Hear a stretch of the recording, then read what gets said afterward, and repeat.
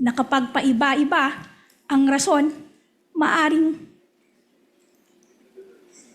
nagsisinungaling lang or talaga namang ito ay isa lamang scam. Your Honor, please. I'm just saying, let's all be aware that when we say it, even if we say withdrawn or even, both sides, kahit sabihin mo withdrawn na to, kahit sabihin mong nice try, etc. We know that that's for the cameras, not just for the court. Well, Your Honor, we apologize if sometimes we get carried away by our zeal and our passion, Your Honor. PH News Talk nagbabalik mga kababayan. Like na ho tayo dito sa last part nitong Day 18 impeachment trial. Sa mga di po nakakaalam, pang 450 million na ho ang naggastos dito sa walang kwento-kwentang impeachment trial na wala naman ho tayo napapala at fishing expedition pa rin ho ang ginagawa nila. At mamaya ho, merong impeachment trial mamayang alas 10 o 10 a.m. at pang 475 million na ho yun.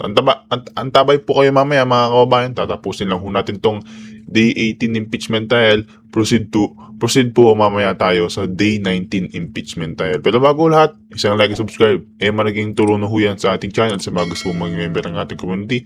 Yung join button na dyan lang sa baba. Naku po mga kababayan, napaka-init-init po ng laban na to. Bakit? Si Sen Alan po, sinuplak. Itong si Atty. May Divinigracia. Nako. Panoorin nyo ito mga kababayan. G? Kung gayon, Ayan. wala ding certification of availability of funds na maaaring nailabas para sa mga obligasyon na yon. Tama ba? There was no document yet released.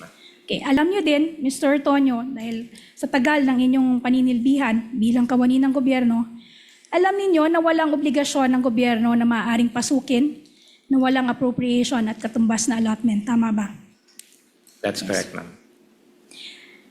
At alam din ninyo, base doon sa joint circular na iyong paulit-ulit na sinight sa mga letters ninyo, alam ninyo na ang cash advance ay dapat mauna sa gastos. Tama ba? That's correct, ma'am. Hindi ito maaaring legal na gamitin para i-reimburse o pantakip sa mga gastusing nagawa na. Tama ba? For reimbursements, ma'am, yes. That's in the DC. Okay, thank you. Now, pumunta na tayo sa your reply to notice of suspension. Ikaw din sumagot sa reply. Ikaw din ang sumagot sa notice of suspension. Di ba? Yes, ma'am. I'm one of the referring to signatories. the notice of suspension that I'm referring to is Prosecution's Exhibit P-I-13-A.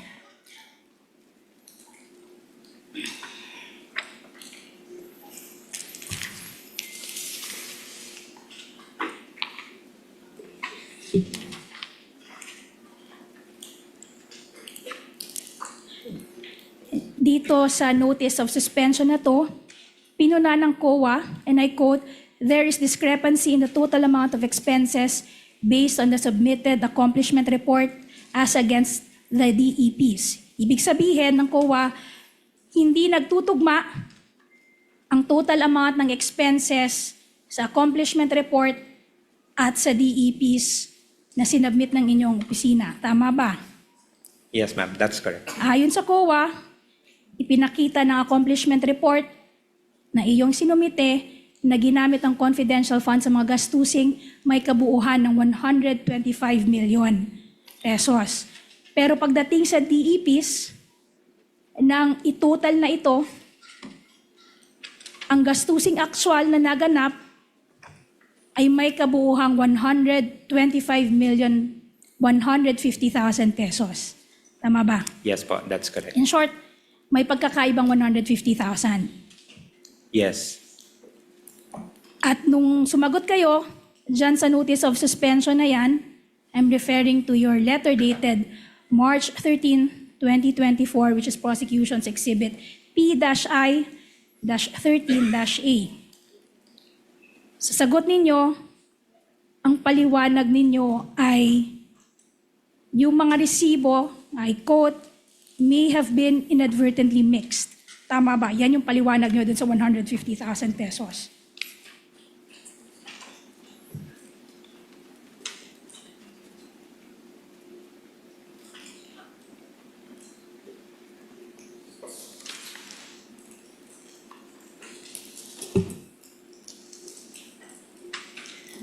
Yes, that's correct, based on our reply.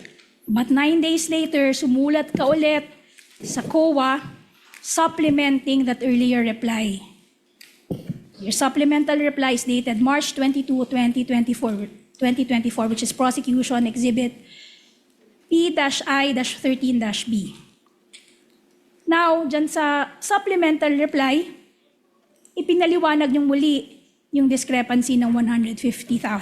Ngayon, ang paliwanag ninyo, I quote, "The reconciliation shows that an amount of 50 pesos under payment of reward and an amount of 100,000 pesos under purchase of supplies were provided by Assistant Secretary Lemuel G. Ortonio out of his personal funds."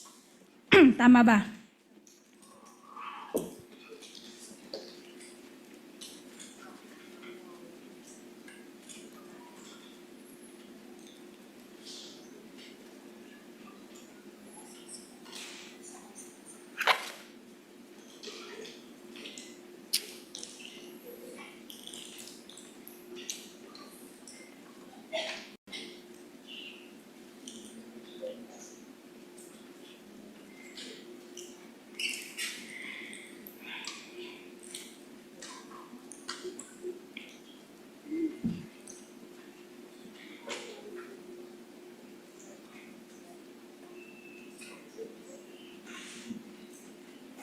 But do you recall making that statement in your supplemental reply, Mr. Yes. Ortonio? Based on Yes. the Yes. information also flashed on the screen, yes. Sa'yo galing yung 100. Ikaw yung Lemuel G. Ortonio, Assistant Secretary na pinapatunguhan. I mean, nire-refer dito sa sulat na ito. Tama ba? That's correct po. So alam mo rin, dahil ikaw ang nag-abot ng pera, alam mo rin kung kailan siya inabot. Kung kailan siya binigay. Tama ba? Yes. So by the time that you prepared your initial response to the notice of suspension, your letter dated March 13, 2024, yung Exhibit P-I-13-A na sa inyong tiningnan kanina, at that point, alam niyo na rin na nagbigay ka ng 150,000 pesos. Tama ba? But I had to Yes. confirm first with our special disbursing officer at the time. So we needed to make a reply.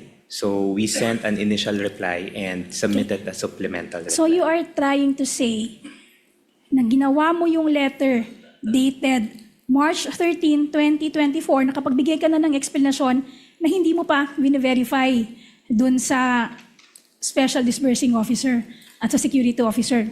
There is already a coordination. There was already a coordination. Yes, Pero but hindi mo naitanong. Naitanong mo lamang 9 days later. that's why we submitted a supplemental reply Supplemental. to ensure that we provide the proper information. At sinabi nyo pa rito, that was due to the urgency of the expenses. So ibig sabihin, may sinabi sa inyong expenses na urgent kaya humingi ng 150,000. In short, pinaliwanag sa iyo kung bakit humingi ng 150,000. Yes? Ang Yes. nilapit po ito sa akin ni Ms. Gina Acosta, our At sinabi SDO. niya. And then she mentioned that there was a request from Colonel Chica for And, an urgent, urgent. and there was urgency for that Yes. request. Diba? At hindi rin karaniwan na may hihingi sa'yo ng 150,000 from your own pocket. Hindi naman to karaniwang ginagawa sa OVP, or karaniwan ba ito? No, it's not No. common. Okay. Pero nung gumagawa ka ng notice of suspension, bigla mong nakalimutan na merong 150,000. Sinabi mo na kanina, Let na her finish her in-explain question sa'yo, and then I will hear your objection, Counsel. sinabi mo na kanina na pinaliwanag sa inyo ni Ms. Acosta na galing kay Colonel Chica yung paliwanag ng urgency for the request. Tama ba? Yes. Okay. Counsel, Asked and answered already, Your Honor. proceed, Attorney May. Okay. Yung, Mr. Ortonio, your salary grade 29, correct? That's correct, ma'am. And you're receiving roughly how much in salary monthly? Mr. Ortonio. Your Honor, please. What is the objection, counsel? Relevance This is of the very question. relevant, Your Honor. It goes into the credibility of this witness. And if you can afford 150, counsel, if you remember, Gina said the same yesterday. Witness will please answer the question. Salary grade 29, roughly about 180, 190 gross. So yung binigay mo ng 150,000 from your personal funds, that's just around 40,000 short of your monthly salary. Tama ba? That's correct. Yes. Nung binigay mo ba ito, yung 150,000, may hiningi kang resibo, patunay na nagbigay ka ng 150,000?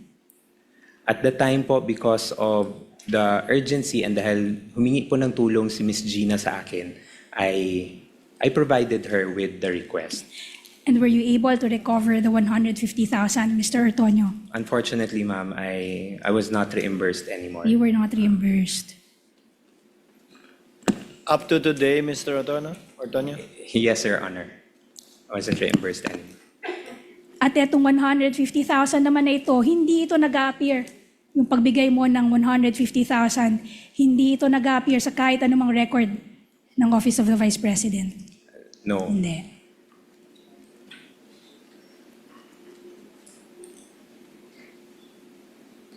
Now, pumunta na tayo sa purchase of supplies.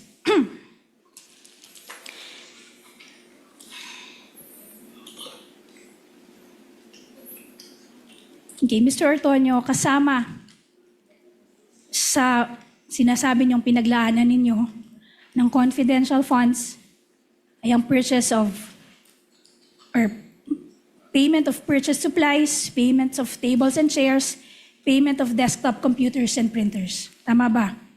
Correct. Okay. Ang mga desktop computer, printer, mesa at upuan ay mga bagay na hindi nauubos or tinatawag na non-consumable. Tama ba? Yes. Again,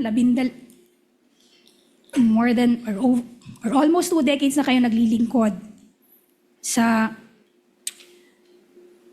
gobyerno. In fact, naglingkod din kayo bilang pinuno ng Human Resource Management Office nito. Alam niyo, Mr. Ortonio, ng ari-ariang binili ng pondo ng bayan or pera ng bayan ay pag-aari ng gobyerno. Tama ba? Yes, I would Yes. say so. At alam nyo rin na nakatala ang ari-arian ng gobyerno. Ibig sabihin, yung mga government properties, these are recorded. May karampatang property number, property acknowledgement receipt, accountable officer at annual inventory. Tama ba?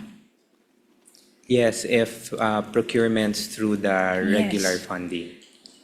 At sinasubmit din ito, yung inventory na to, isinasubmit din ito sa opisina ng Commission on Audit. Tama ba? Yes, for the inventory. Okay. Pero, aaminin mo, you will confirm na para dito sa mga purchase ng supposed supplies, computers, tables and chairs, wala kayong sinubmit na inventory para dito sa COA. Tama ba? Specifically for these items, they were not reflected because of... I'm not asking, yes, thank you very much, Mr. Ortonio. I'm not asking for the reason. Your Honor, please. I'm just asking whether or not you submitted an inventory to the COA. So, Attorney Christine? The witness is answering the question, Your Honor, if he can be allowed to answer. Again, let it be a subject matter of cross. I think the answer given was sufficient already. okay. And para din dito sa mga supplies na ito, wala ring binigay sa iyo na invoice or official receipt. Wala nitong, tama ba? None. Okay, wala ka ring nakitang records ng sales invoices na to at mga official receipts sa buong record ng OVP. Tama ba? None, ma'am. Wala ring dokumento na magpapakita na ang mga bagay na ito ay idinonate ng OVP sa kahit sino man. Tama ba? No record in Yes. terms of the donation. Hanggang ngayon, ikaw personally, Mr. Ortonio, hindi mo rin maituturo kung nasaan na itong mga mesa, upuan, supplies, computers na nagkakahalagang 3.5 million. Hindi mo naman ituro kung nasaan sila. Considering that these are procurements for confidential activities, no ma'am, I would have no personal knowledge on where these items are. And I would suppose wala ring nakapagturo sa office ng OVP kung nasaan itong mga mesa, computer, supplies na ito. Tama ba? Your Honor, please. Attorney Christine? Speculative, Your Honor. How is that speculative, Your Honor? Or asking for an opinion. How is that asking for opinion, Your Honor? I am asking whether, to his knowledge, there was anyone in the OVP who could point to these non-consumable items. Her wording was, I suppose. She did not say to your knowledge. Okay, then I withdraw. I drop, Your Honor, the phrase, I suppose. Mr. Ortonio, tama Witness ba? may answer if he knows. No, I would not have any knowledge also if there are other personnel in the office who would know in the OVP. Okay. Conversely, hindi mo rin masasabi kung merong nakakaalam, kung talagang nag-i-exist itong mga mesa, tables and chairs, computers at supplies. Your Honor, please. Already asked and answered and repetitive. Move on, counsel. Okay. Earlier,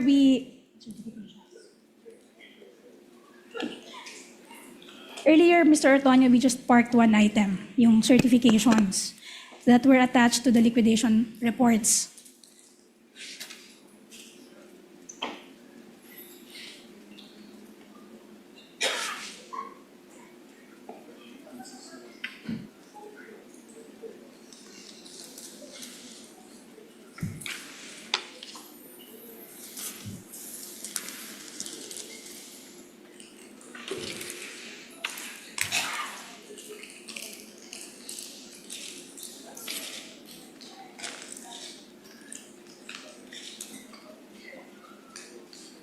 You will confirm, Mr. Ortonio, that the Vice President herself signed all those certifications.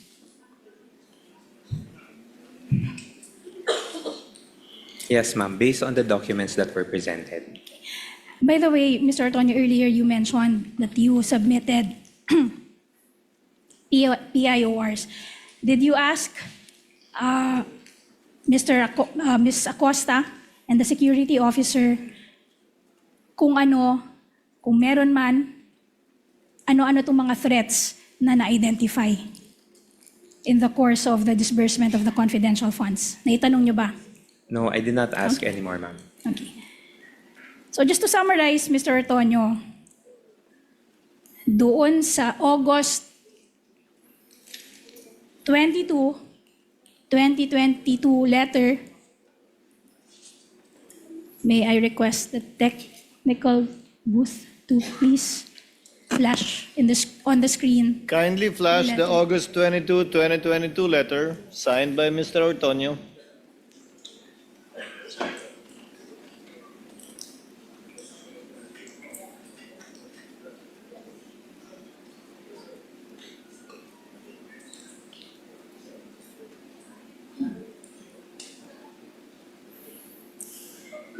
Just to summarize, in that letter, ang pinigay niyong paliwanag para sa confidential funds ay para sa tatlong bagay. Good governance program, functional representation, para sa travel ng Pangulo. Tama ba? Can I see the document first?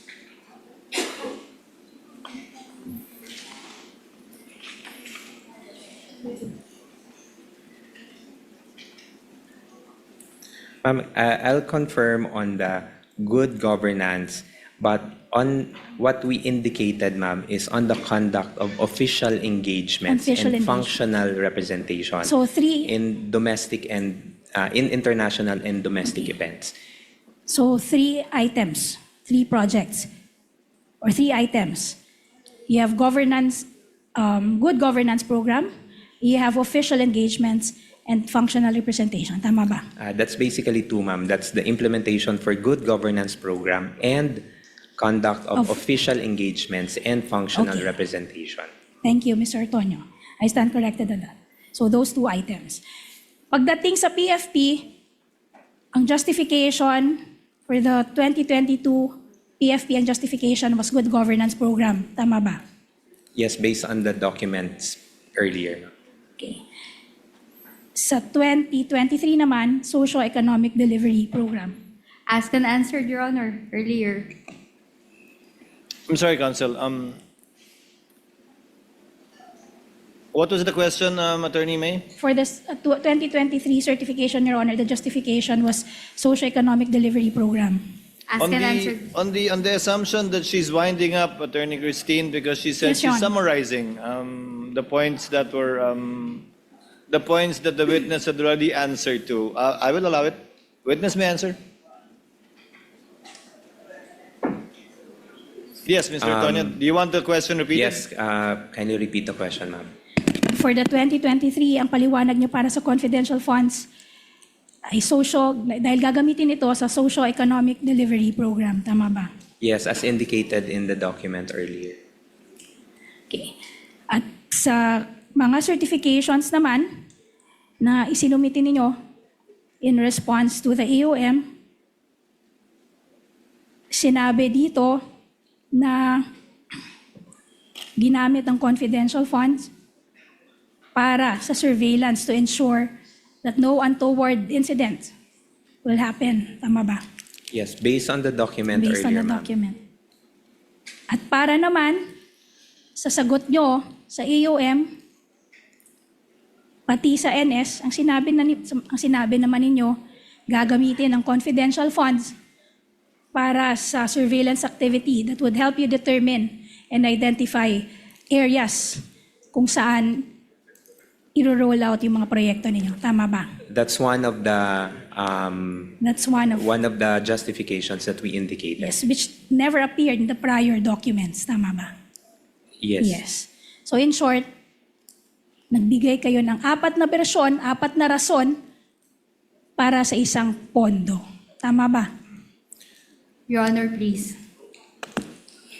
I was expecting something, Attorney Christine. Yes. Yeah, it's misleading, Your Honor. 4 na version and conclusion of fact. Your Honor, if I may, Your Honor. I'll allow it, Attorney Christine. Thank you. The witness is intelligent enough to be able to identify that indeed some answers were different from the previous ones they gave. And just to set the record I'm just straight, not Your so Honor. sure if it's 4, but Just to set the record straight, Your Honor, I did not say 4. I mentioned 5. ang dinig ko nga 4 eh. Ang dinig sorry. ko 4 eh. 4. Yes, So 4. I don't know the number of versions you have, but you do admit that several versions or explanations were given, not For the same for the funds. same expense. There were different justifications. Okay, different justifications for the same fund, for the same confidential fund. Tama ba? Can Yes. I clarify? Just say yes or no. There were four explanations. There were 4 explanations for the same fund. Yes. Yes. Yes. Okay. So in short, paiba, you will also agree with me na kapag paiba-iba ang rason, maaring nagsisinungaling lang or talaga namang ito ay isa lamang scam. Your Honor, please.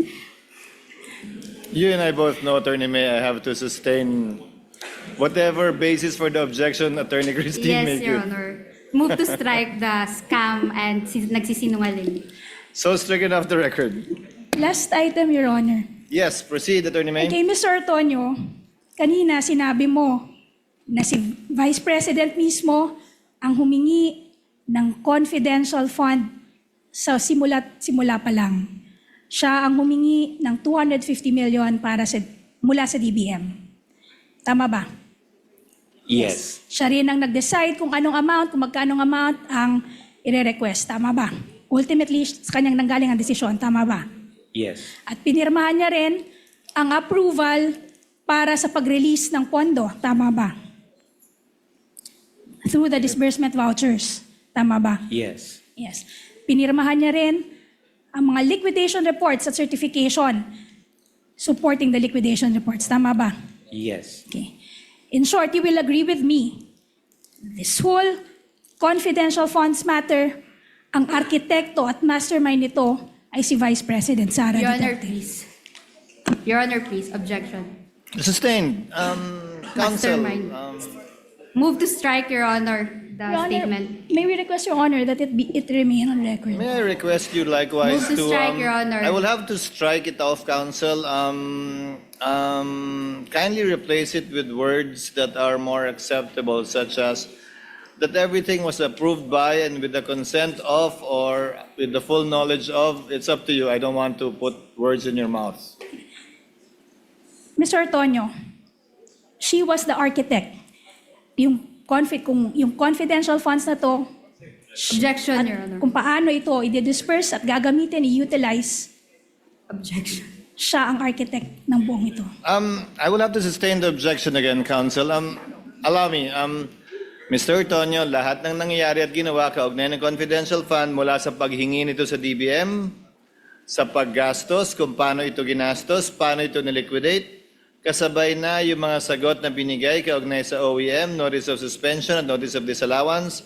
Lahat ito ay alam, nasa ilalim ng supervision, pinahintulutan at inotorisa ng ikalawang Pangulo. Wait. Gusto mo isa-isa ko? Can you repeat, Your Honor? Lahat ng bagay kaugnay sa confidential fund mula sa pag-request, sa pag-release, sa pag-encash, sa paggastos, sa pag-liquidate, sa pagsagot sa mga AUM, Notice of Suspension at Notice of Disallowance, ay una, nalalaman ng ikalawang Pangulo. Pangalawa, inotorisa niya base sa mga pirma niya sa iba't ibang dokumento. At pangatlo, ay nasa ilalim ng kanyang supervision bilang head of agency. Would that be an accurate statement or tell me if it's not?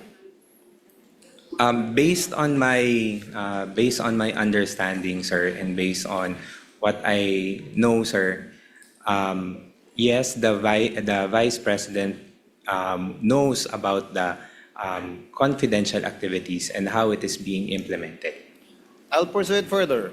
May ginawa ka ba na hindi alam o inauthorize ni Vice President Sara kaugnay sa confidential funds kasabay na yung pagsagot mo sa mga AUM, Notice of Suspension at Disallowance? None, Your Honor. Lahat alam niya at inauthorize niya. Yes, Your Honor. Sa pagkakaalam mo, may ginawa ba si Gina o si Colonel Lachica kaugnay ng confidential funds mula sa disbursement, mula sa withdrawal, disbursement at liquidation na hindi nalalaman o inautorisa ng ikalawang Pangulo, if you know? As to Miss Gina and Colonel Lachica, Your Honor, I would have no personal knowledge on it. Okay. Your Any Honor, final questions, Attorney May? That would be all for direct, Your Honor. Your Honor, please. Yes, Attorney Christine, rather.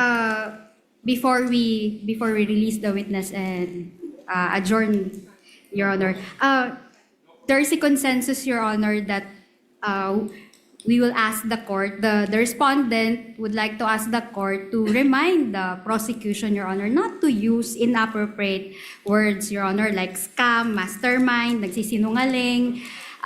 This is the third time, Your Honor, that we have heard those words, specifically the word scam. And this is a solemn proceeding. This is a court of law. This is a court of procedure and actually a court of decorum. And we are not supposed to make insinuations, accusations, or conclusions, Your Honor. So we request the court to kindly remind the prosecution.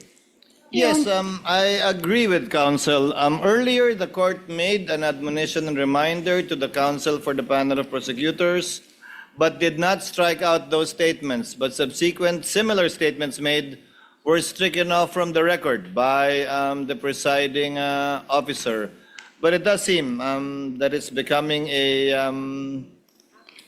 I would rather use the word habit than pattern, for the panel of prosecutors to close their direct with such strong statements. So kindly, yes, what is the pleasure of Senator Judge Cayetano?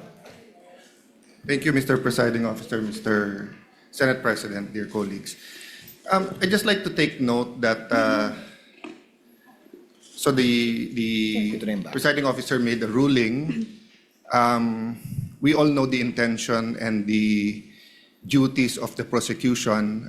We admire your passion in trying to prove your allegations, but we're also all aware that the medium is the message. So during the time of radio and even TV, you make that statement and then it is stricken off the record. It's forgotten. There's no, if I can use the word, mind conditioning. And in fact, when I first became a senator in 2007, talagang hahanapin mo talaga yung records. That's why even here, kapag ka may disagreements and medyo nadala ng emotion, pinapa-strike off the record. At pagka sa labas ng Senate nangyari, naghahamunan ng, you say that here, para magsagutan tayo. So the problem nga with coming up with words especially, and this is for both sides and even for the senator judges, when we use certain words that can be, sa Tagalog, bansag. Binansagan mo na na scam o scammer, binansagan mo na nagnakaw, etc. So personally, I don't mind if you use words that is already in your pleadings or in your articles of impeachment. But of course, it still should come from the witness unless you can frame it in a way that it's not only the dignity of the court. I'm just saying, let's all be aware that when we say it, even if we say withdrawn or even, both sides, kahit sabihin mo withdrawn na to, kahit sabihin mong nice try, etc. We know that that's for the cameras, not just for the court. Diba? Kasi kaming 24, whether we watch it here, we watch it in our cell phone, we watch it inside, kami magde-decide. But we all know we're also trying to convince you, not we. The prosecution and defense is trying to convince the public that either the Vice President or her office or whoever is guilty or innocent. So, yun lang, let's be circumspect without pointing fingers to anyone, both sides. Dahil nga, kapag may certain word na may not only negative but may emotional attachment, magba-viral na yan. And it will really affect the integrity not only of the court but of the decision sa huli. Diba? So, I just like to agree with you and emphasize na, you know, in the future, if you say that nagkamali, let's not kid each other. No? Kahit kami mga senator, leading kami, lalo pag nag-i-interview na or nagkaharap na yung vloggers or yung traditional media. But once masabi mo, it takes a life of its own, diba? Those words. So we have to really be more circumspect in choosing our words, Mr. I will President. allow Attorney May to comment before we proceed with other administrative matters. Yes, Attorney May? Well, Your Honor, we apologize if sometimes we get carried away by our zeal and our passion, Your Honor. But we at the prosecution, we just want to call a spade a spade. Within limits, But- you may. Yes, Your Honor. But henceforth, to borrow the words of my colleague, Your Honor, we will try to behave. That will be part of the chair's ruling as well. However, since we're ending at 2:30, Attorney Christine, your cross will proceed tomorrow Yes, Your Honor. and redirect and recross as well. But with the permission of the counsel for the parties, the chair will begin the proceedings tomorrow with its ruling in regard to the August 12 manifestation of Attorney Sheila. So we will begin tomorrow with Attorney Ligutan, giving him his 5 minutes of explanation or not longer than that. The ruling, and then we'll proceed with your cross, Attorney Christine, and then your redirect and recross, if any, by Attorney May and Attorney Christine, respectively. In the meantime, before we adjourn, for the information of Senator Judges, according to the Senate President, we shall convene session at 3 p.m. The court acknowledges the report of the clerk of court with respect to the comparison of the acknowledgement receipts and directs the clerk of court to furnish a copy of its findings, which the presiding officer initially mentioned last week, to the counsel for the parties as well as the senator judges. So ordered. In relation to the condition of Edward Fajarda, I am in receipt of a report by Dr. Season, the Bureau Director of the Medical and Dental Bureau rather of the Senate, confirming the condition of Mr. Eduardo Fajarda, that he is recommended to have bed rest or to rest for 2 weeks, which began last August 20 and which shall end on September 3. Chair therefore instructs the clerk of court to issue the corresponding subpoena in the subsequent trial date on September 7, 2025 at 10 a.m. The court would also like to note and point out the manifestation yesterday of Attorney Sheila on the 5-day notice rule. When we checked the TSN, just to make sure, the 5-day notice rule applies to witnesses not mentioned in the pretrial order. In regard to witnesses mentioned in the pretrial order, it will not apply, although as the chair already stated yesterday, you still have enough time, Attorney Sheila, because I think you will be able to cross Colonel, who's the first, would you know, Attorney May, who's the first witness, if ever, that you will call a Colonel? Colonel Boransing, Your Honor. If at all, the cross-examination of Colonel Boransing will happen on a Monday, so you still have more than enough time to prepare for your cross of the good Colonel. Then Tuesday, then more than enough time. Yes, Attorney Sheila. Good afternoon, Your Honor. Good afternoon, ma'am. Your Honor, I would just like to return to the presiding officer's statement on the application of the 5-day ruling or schedule for the disclosure of the witness. If I may just be clarified, because as far as I recall, this 5-day ruling was a product of the proposal and counter-proposal between the prosecution and defense during the pretrial stage. In fact, when the prosecution submitted its proposal, its written proposal, the initial proposal by the prosecution was only for a 3-day prior period to disclose the witnesses. But we counter-proposed that parties be allowed at least 5 days so that each party may be given ample time to prepare for the examination of the witnesses. And so I'm partly confused, Your Honor, as to the statement that the 5-day rule only applies as to the witnesses who were not disclosed in the pretrial order. When we checked, counsel, that was the ruling on the chair. In fact, twice. In fact, however, having said that, this situation is unique, as pointed out by the lead prosecutor yesterday, because their intended witness is unavailable because of an ailment, and that they had to fill in with a new witness who is in the pretrial order. And given the amount of time being spent on the witnesses and the interjection of judges, in any case, you will still have your 5 days, in fact, more than 5 days, Attorney Sheila, for this witness.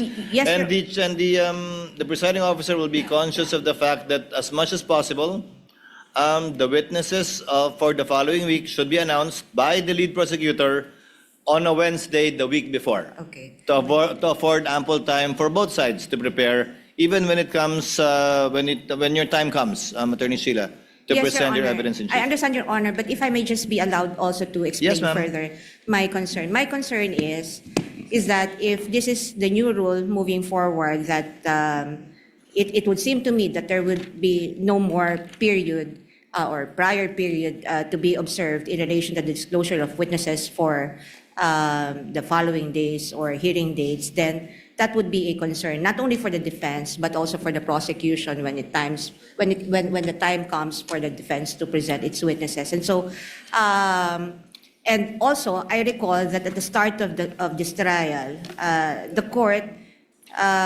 made it clear that, as the presiding officer had said, the parties must disclose their intended witnesses for the next week at the end of the hearing Yes. scheduled for the week prior. And so even if I do not want to dispute what the presiding officer had said regarding the TSN or the records about this ruling, but just so parties are guided, may we now ask if the 5-day prior rule will still govern the proceeding moving forward? As a rule, subsequent witnesses for the following week should be announced in open court the Wednesday of the previous week. Okay, So kung sino man po yung mga testigo, sa darating na linggo, Lunes hanggang Martes, Miyerkules, dapat sabihin na sa huling araw ng paglilitis ng linggo bago yung susunod na linggo.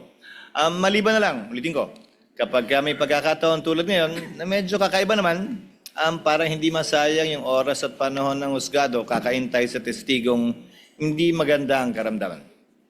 So as a rule, counsel, yes, and we will make sure to afford time. And if you cannot, if you need more time, the court will be lenient in order to provide adequate time to prepare in fairness for both parties, not only the counsel for respondent. All right, Your Your Honor, Honor, we please. submit with that clarification. Thank you. Your Yes, Just for purposes of Honorable Listro? clarity, Your Honor. Yes, Honorable Lisa? Because we acknowledge that we are still adopting and maintaining the 5 days. certain number of days required before the hearing for the succeeding week. But I understand the concern of Attorney Sheila from 5 days. Perhaps we can place it on record to change the 5-day notice rule to 4-day notice rule. That is to be consistent with Wednesday, Your Honor, as the submission of the witnesses for the succeeding week. It's the same, counsel. Wednesday, Monday would be the 5th day, so that's still 5 days. It's not necessarily 5 days prior. Let's stick to what was originally agreed, and by way of exception, as the need arises, we will cross the bridge when we get there and still ensure that both parties will be given adequate time and will be given fair shake Thank to you, Your Honor. prepare Just for the witness. one more point, Your Honor. Yes, Just Attorney to Sheila? avoid any ambiguity, may we also request a disclosure be made via email, Your Honor, so that the disclosure be received by the other party in a timely Via manner. email Thank you. before the trial on Wednesday, because on a Wednesday, we'll hear it anyway. We're Attorney okay Sheila. at the end of the trial day on Wednesday, Your Honor. But we'll hear it anyway in open court. Well, whether they do it in the morning or if they choose to do it after the hearing on Wednesday. Your And Honor. Thank you. one more thing, Honorable Luistro, Chair would like to remind the prosecution to kindly submit the proposed circumstances or stipulation, facts for stipulation and documents for stipulation at least a day before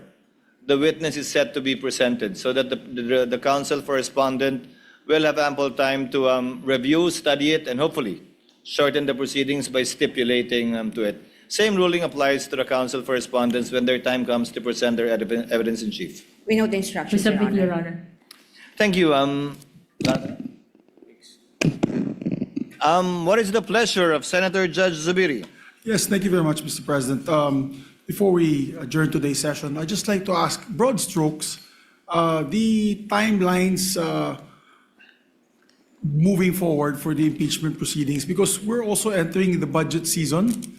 As a matter of fact, Monday to Wednesday, nandito na po tayo from 9 to, well, ako kasi majority leader po tayo, so I'm last to leave. So 9 to 8, nandito po ako, kasama na ibang mga kasamahan ko dito. Monday, Tuesday, Wednesday. Thursday is hearing of our committees. And we have only one day to have our committee hearings. And so we just like to be guided accordingly. Once the budget starts being discussed, all departments will be coming here. Thursday, Friday, Saturday siguro, abot tayo ng Saturday. So wala nang pahinga yung mga staff natin. I just want to know from the presiding officer, what is the plan? Are we going to take this all the way up to December? Because Burr months are fast approaching. I think in 2 weeks' time, Jose Marichan will be singing again in all the malls. Kidding aside, we just need to be guided accordingly for our legislative calendar as well, Mr. President, presiding Well, officer. Just for the- broad strokes, maybe from the prosecution. Do we know, are we going to finish this before the December break? Because we want to know if we're going to continue all the way till February. on this topic so that in the legislative calendar, we can also make adjustments. Meron po tayong legislative calendar that we approve both houses. So at least kami, also, if there's an impeachment calendar, then we can be guided accordingly because the chairman of the Committee on Finance is heavily stressed out. Every time I see him, he doesn't know how we're going to have the hearings all together, Mr. President, Mr. Presiding Officer. Just some queries, administrative queries, so that we can move forward and make both the impeachment calendar and the legislative calendar work for these two proceedings, which is basically the impeachment and legislation, Mr. President. To respond to Senator Judge Zubiri, in broad strokes, the presiding officer is optimistic and hopeful that we will complete these proceedings before the end of the year. Second, we will be having a more specific schedule for the impeachment once our chair of the Committee on Finance comes up with his calendar for the deliberation on the budget. Given that that is the most important piece of legislation that the Senate as a legislative body is supposed to pass, we have to allocate enough time for that to ensure its passage before the end of the year. Giving due consideration to the Bicameral Conference Committee as well as inputs coming from the House of Representatives through the GAB. So once that comes out, Senator Judge Viri, we can roughly give you a picture and idea with respect to the timeline and the schedule, and if we will shift, and if we will indeed shift, how and when. Also for the information of the parties. There be no other matters to take up and discuss. Again, tomorrow we shall have your first, the cross-examination of Mr. Ortonio.